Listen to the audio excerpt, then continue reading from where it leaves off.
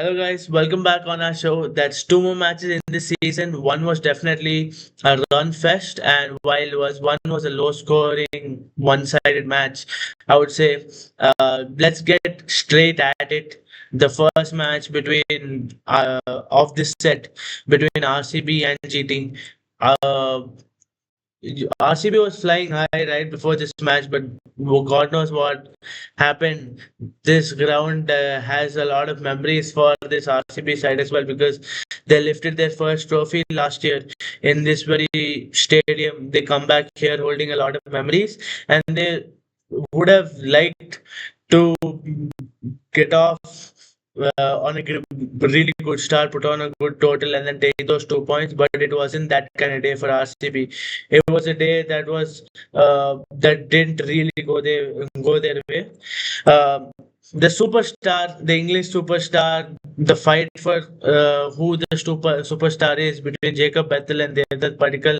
I think you just need to pack it up that conversation because we know at this point in this IPL at least it is the other particle. Jacob Bethel has gone in 3 matches and he's not managed to get off the mark in all those matches. There have been single digit scores or low scores, and that is just not enough. You really need to uh, give Virat Kohli that support as well. You could see Kohli and Salt that partnership as well. Salt was contributing.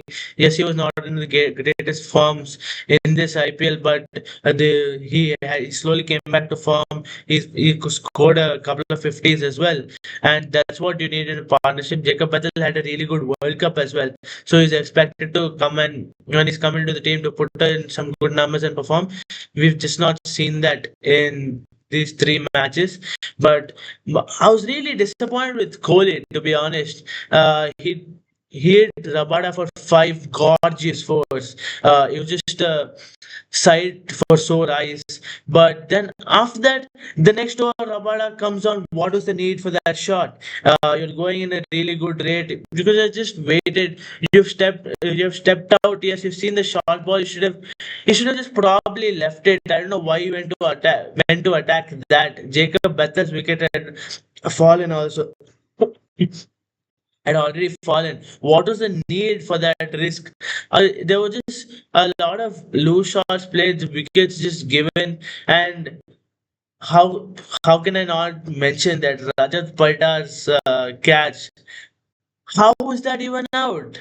Uh, I, your former umpire is coming on Instagram and saying it's not out. This Ashwin is sitting and saying, "Oh, it's out, big hand and all that." You can literally see the ball touching the ground. This so uh, it just doesn't make sense. So I would have at least been a little less disappointed if they referred to it a little more closely. It was like it was just referred barely. It was just barely referred to. They just checked. They didn't zoom in and see if the ball was touching the ground. They didn't even know that that issue was there. They just saw if he collected and just went and it didn't touch the boundary. They didn't even see if the ball is touching the ground. The RCB's dressing room and you tell them ball touch the ground. Did you even check that? And that's when that conversation really came up. So I really don't understand. You simply cut fair play points for RCB and then you do this. I really don't get it. The treatment for that RCB gets in this fair play points as well. I mean, I honestly don't mind fair play award. We don't. This team doesn't get the money. They get money from elsewhere. They have a huge fan base. They'll cover up for it. But it just simply doesn't make sense. Some of the umpire decisions have just been horrible. I you see this for instance the other day in that KKR match, Ankrish Raghuvanshi, they said obstructing the field. How? Where? The SRS faced it a couple of times. There's some catch that were taken that were controversial. You really need to be on your toes. Your decisions need to be consistent. And in such a big league, umpires need to maintain that standard. You cannot just keep fumbling so many times in a season. It's just not acceptable. The IPL really needs to look into it and fix this issue because it's not the first time it's happening. It's happened in across all seasons, but it's just getting worse every season. Like umpires' decisions efficiency has just gone down. You're seeing errors in most of the matches these days, and which is not a good sign for the league.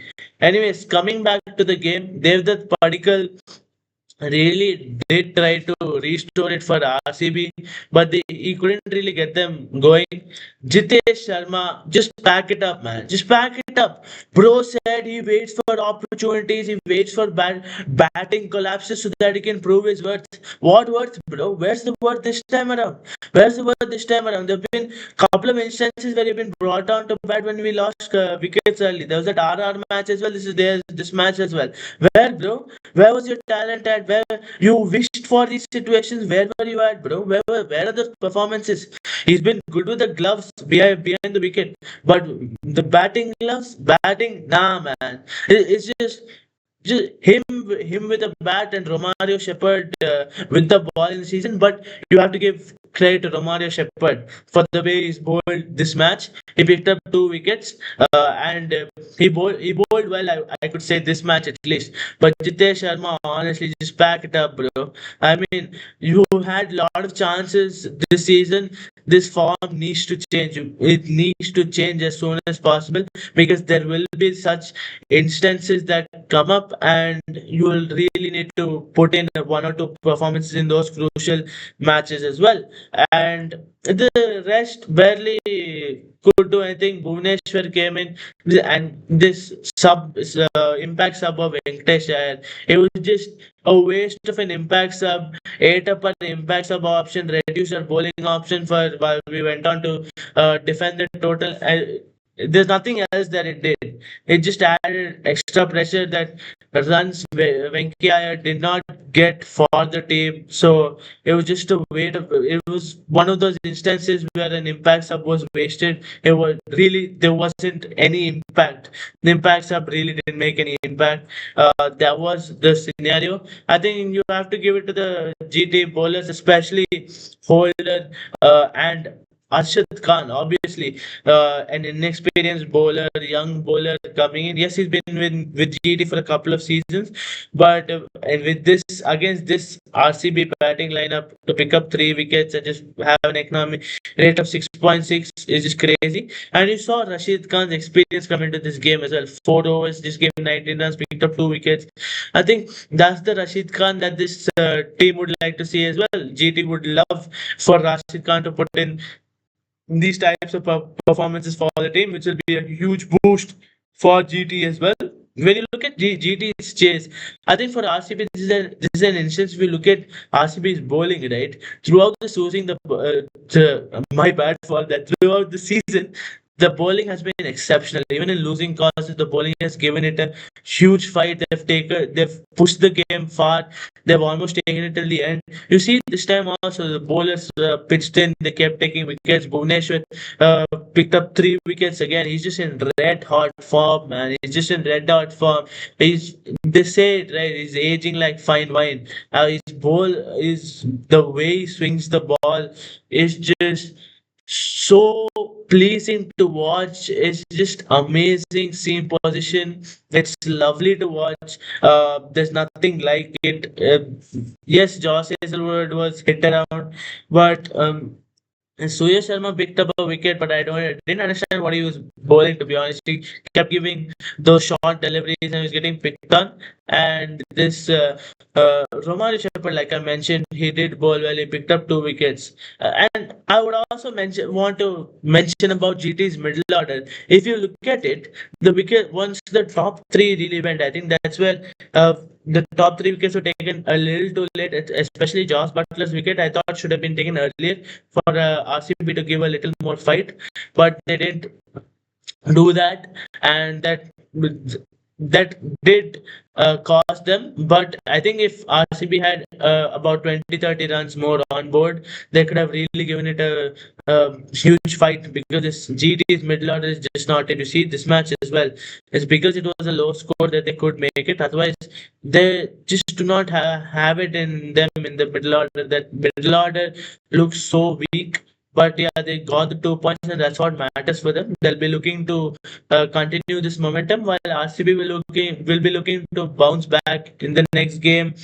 They've been playing good cricket. This was an off day. They would like to correct the mistakes, but I think the RCB's think tank will really think about that combination right now.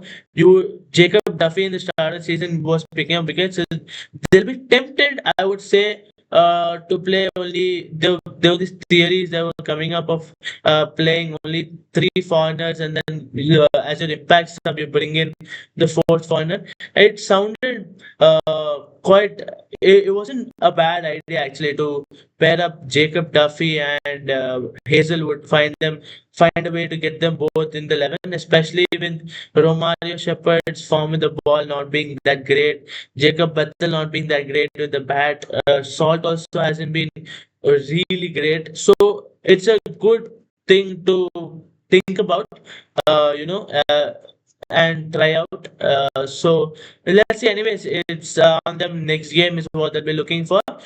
Let's move on to the next game. RRDC. RR's batting line, the openers. I think this was just one of those instances where the opening stand just didn't click. It was one off day for the opening partners. But again, Dhruv Jurel played a decent knock of 42. It came out a striker at 140. It was good. But I think Rian Parag had been come to the notice for his batting this time instead of controversies like Ananya Pandey and using illegal substances in the dressing room. So it is good that way that it's been noticed for the runs this time and not some other stuff.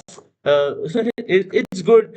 And how many times have we mentioned that Donovan Ferreira has been the foreign pick for this RR side because he's been putting in the uh, constant performances for this team. He's been playing really well. He's been giving that extra push. I think RR made it to 225 because of his innings. One innings, 47 and 14, which included six sixes. That's just some hitting.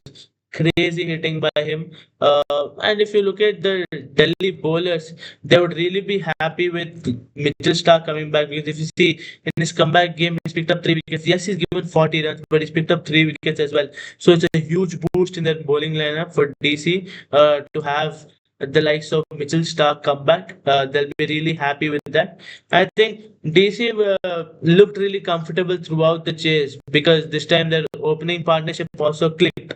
They had an opening partnership of 110, and the opening partnership was always the problem for this DC side. But this time around, that wasn't the case. Both of them, KL Rahul has been in fine touch, obviously, and he put up a yet another classy 50, which was splendid to watch. While Patum Nisanka as well got some runs under his belt, and it was really good. Nitish Rana has been continuing his good run of form. He put on a vital 30 as well. But I think it's also good to see Ashutosh Sharma put in those runs because if not on one of the videos, me and Sriyan were mentioning that Ashutosh Sharma was struggling to find runs. He was the savior in one of the matches last season for Delhi. He's been savior for Punjab as well in his first season. So you really want him, that version of it to be back. And I think this time around he did finish the game and seal those 2 points for DC, and that is what is important as well as the 2 points on board that you get. So if you now since the after the matches, if you look at the table, it's actually nicely poised. I think people who can still the playoff spot, I would say with a decent chance, it would be till seventh position in the fight. CSK, I'm not really sure how much of a fight they can give, but I'll still keep it open. The teams below that, I'm not really sure. I mean, it is nearly impossible. You never know in IPL, but it is nearly impossible. But you look at the individual awards in orange cap and purple cap. It is really tight there as well. You look at orange cap as well. It's so tight. There's a very little difference every match. It keeps changing, and that's it's nice to see. Before you used to see that the orange cap or purple cap was with one person for three, 4 matches. But when you see so many people performing in the IPL, it is a good sign. If you notice, the first and fifth position in the orange cap as well have what 60 runs is difference, which was not the case.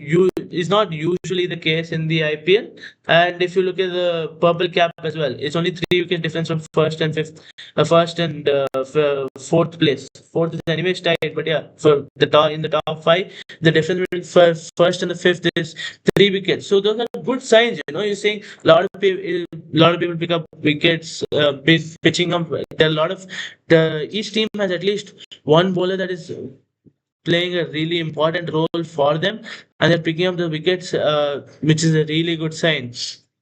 The tournament is just getting interesting day by day.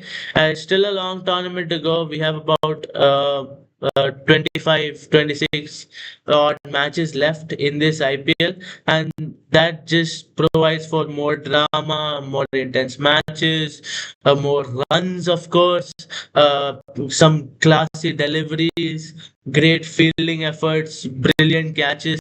So there'll be lots that you will get to experience in this season. There'll be a lot more content from our side as well. As you know, we're there as long as cricket is there. Until then, please like, share, and subscribe. See you in the next video.